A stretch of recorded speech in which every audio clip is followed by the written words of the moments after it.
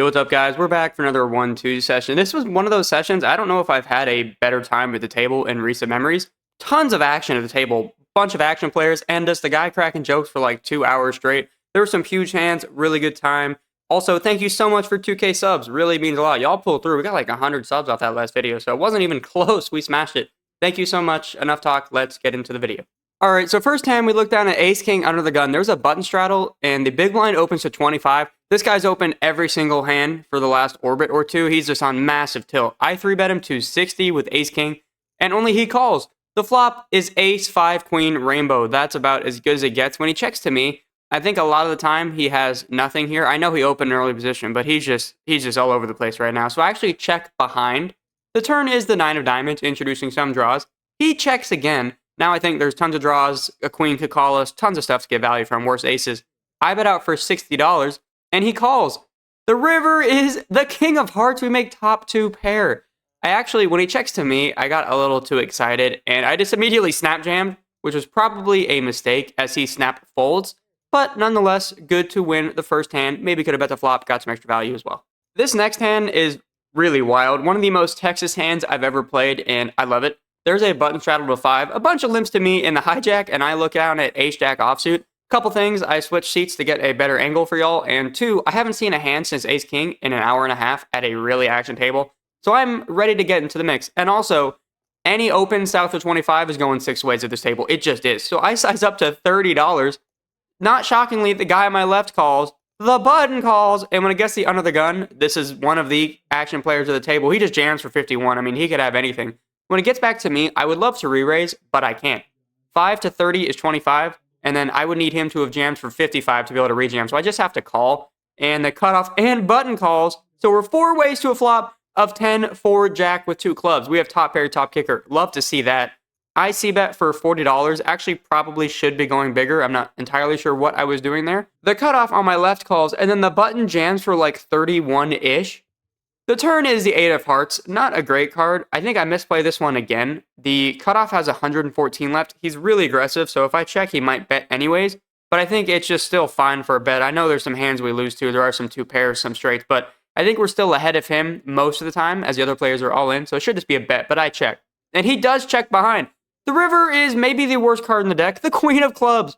The flush draw gets there. There's a 1-liner to a 9. Now I just think I have to check and see what happens. I check.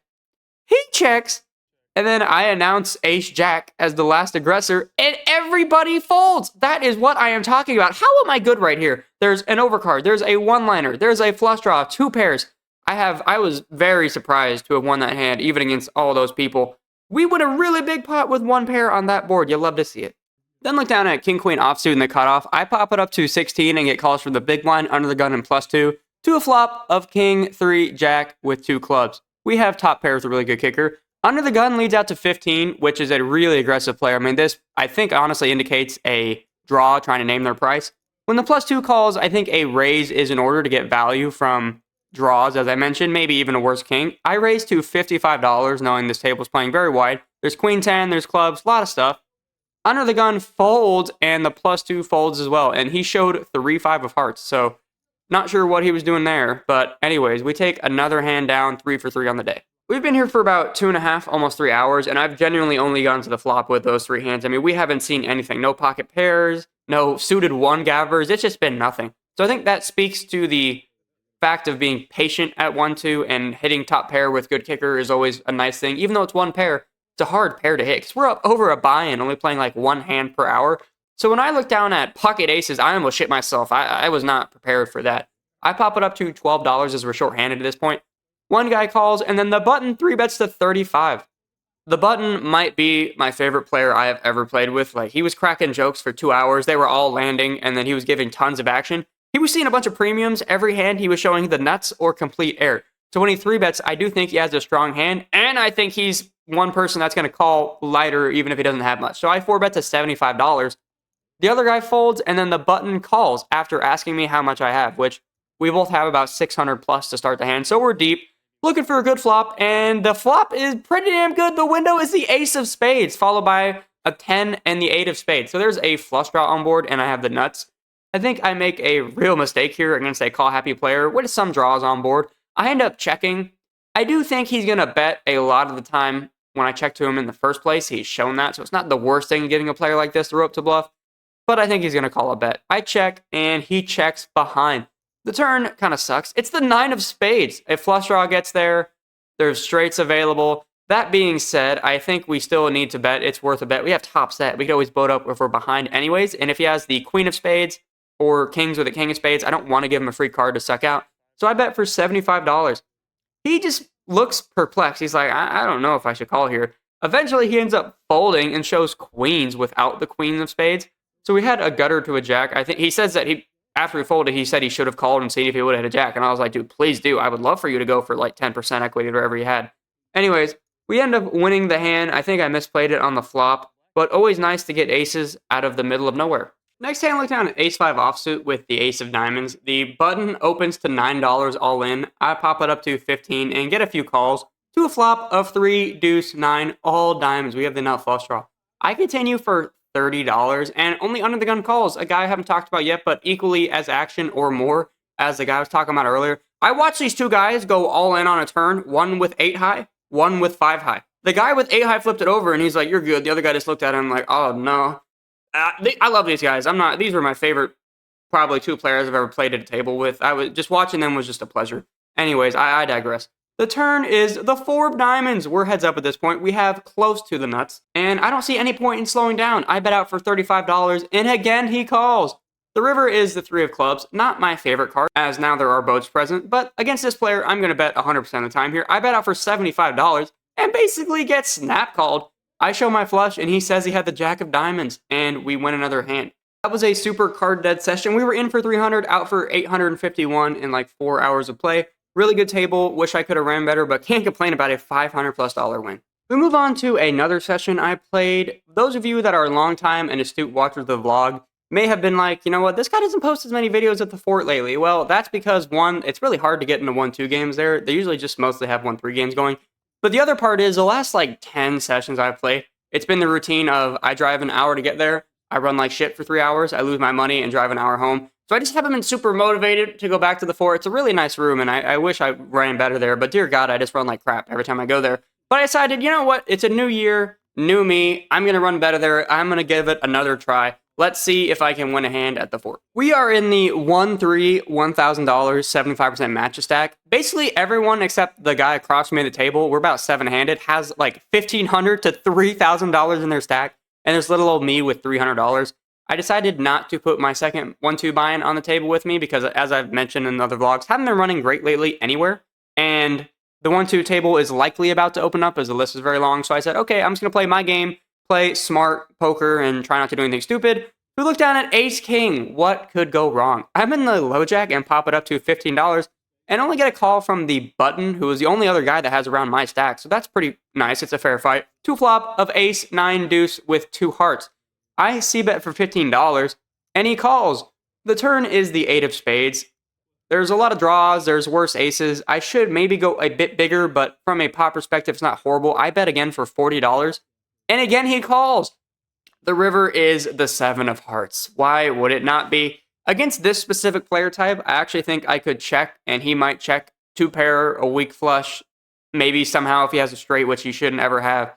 But if he has a flush, he's going to bet, and I think a blocker bet is the right move because he should raise. And if he has a worse ace, he's going to check back anyway. So I think a bet here accomplishes 2 things.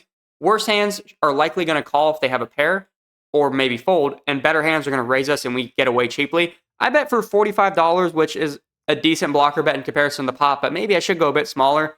He takes a second and he goes, how much? $45?